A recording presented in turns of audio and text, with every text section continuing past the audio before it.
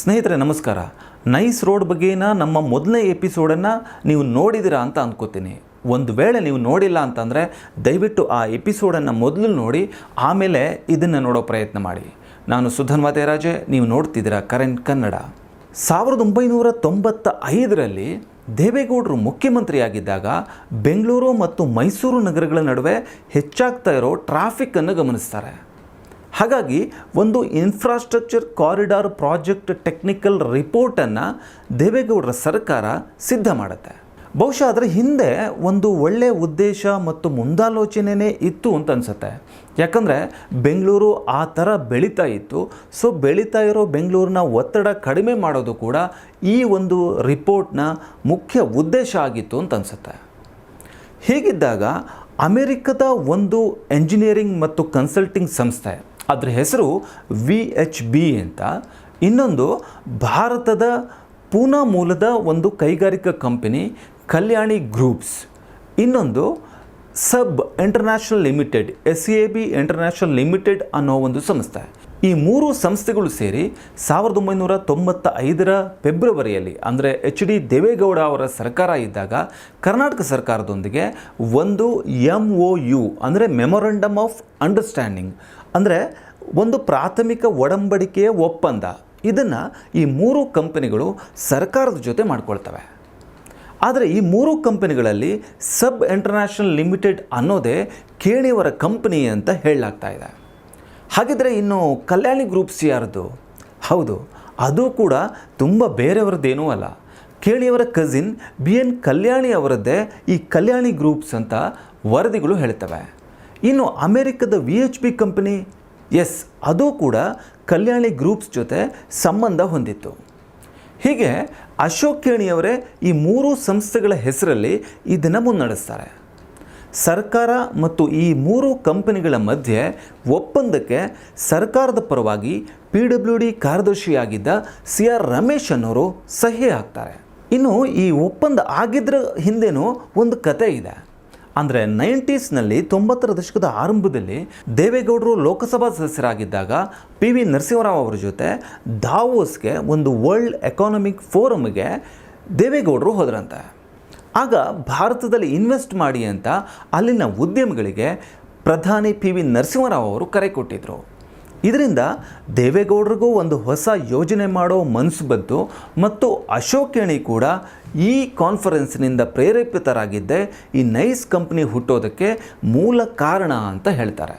ಏನೇ ಇರಲಿ, ಇದಾದ ಬಳಿಕ Bangalore Mysore infrastructure corridor project ಇದನ್ನು ನಡೆಸೋಕೆ ಅಂತ 1996ರ ಜನವರಿ 19ನೇ ತಾರೀಕು ಅಶೋಕ್ ಕೇಣಿಯವರು Nandi infrastructure corridor enterprises limited ಅಂದರೆ ನೈಸ್ ಕಂಪನಿ ಇದನ್ನು ಕೇಣಿಯವರು ಹುಟ್ಟಾಕ್ತಾರೆ.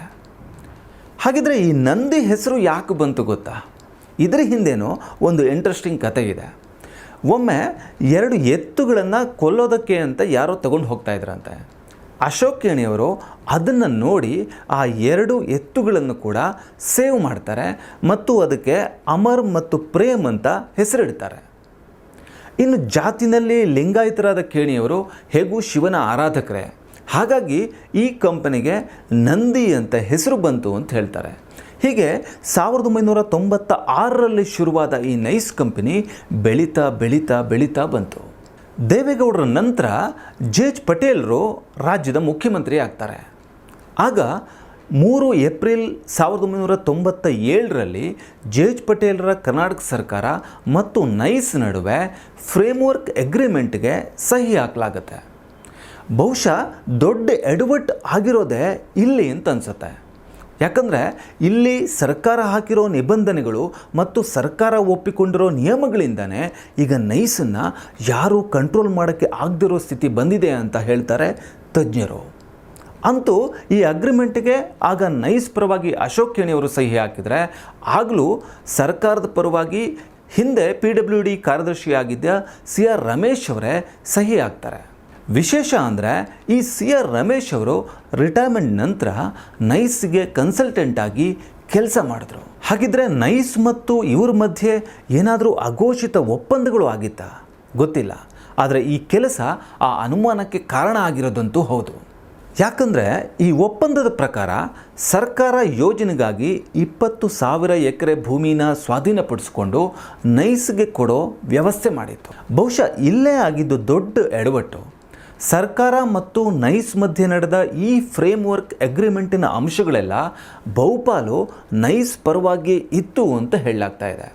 ಹೀಗಾಗಿ ನೈಸ್ಗೆ ಒದಗಿಸೋದಕ್ಕೆ ಹೊರಟ ಭೂಮಿ ಎಷ್ಟಪ್ಪ ಅಂತಂದರೆ 13,237 ಎಕರೆ ಖಾಸಗಿ ಭೂಮಿ ಮತ್ತು 6,956 ಎಕರೆ ಸರ್ಕಾರಿ ಭೂಮಿ. ಒಟ್ಟು ನೈಸ್ಗೆ ಕೊಡೋಕೆ ಹೊರಟಿದ್ದು ಇವರು 20,193 ಎಕರೆ. ಇದು ನ್ಯಾಯಾಲಯದ ದಾಖಲೆಗಳಲ್ಲೂ ಕೂಡ ಉಲ್ಲೇಖ ಆಗಿದೆ.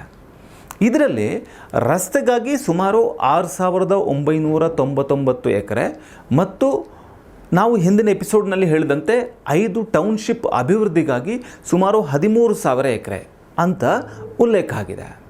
ಹಾಗೆಲ್ಲ ಬೆಂಗಳೂರು ಮೈಸೂರು ಮಧ್ಯೆ ಇನ್ನೇನು 6 ಲೈನ್ಗಳ ಬೆಣ್ಣೆಯಂಥ ರಸ್ತೆ ಹಾಗೇ ಬಿಡುತ್ತೆ ಅಂತ ಒಂದು ಭಾವನೆ ಇತ್ತು. ಆದರೆ ಸುಮಾರು 11 ಕಿಲೋಮೀಟರ್ಗಳ ಮುಖ್ಯ ರಸ್ತೆ, ಸುಮಾರು 9 ಕಿಲೋಮೀಟರ್ಗಳ ಲಿಂಕ್ ರಸ್ತೆ ಮತ್ತು ಈ ಎಕ್ಸ್ಪ್ರೆಸ್ ವೇ ಮುಗಿದ ಬಳಿಕ ಸುಮಾರು 30ರಿಂದ 40 ವರ್ಷ ನೈಸ್ ಟೋಲ್ ಕಲೆಕ್ಟ್ ಮಾಡುತ್ತೆ ಅನ್ನೋ ಸುದ್ದಿಗಳು ಇದ್ವು.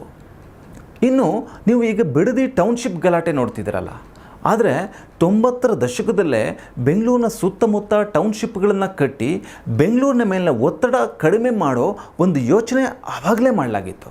1998ರ ಅಕ್ಟೋಬರ್ನಲ್ಲಿ KADB ಅಂದರೆ ಕರ್ನಾಟಕ ಕೈಗಾರಿಕಾ ಪ್ರದೇಶಾಭಿವೃದ್ಧಿ ಮಂಡಳಿ ಮತ್ತು ನೈಸ್ ಮಧ್ಯೆ ಒಂದು ಒಪ್ಪಂದ ಆಯಿತು.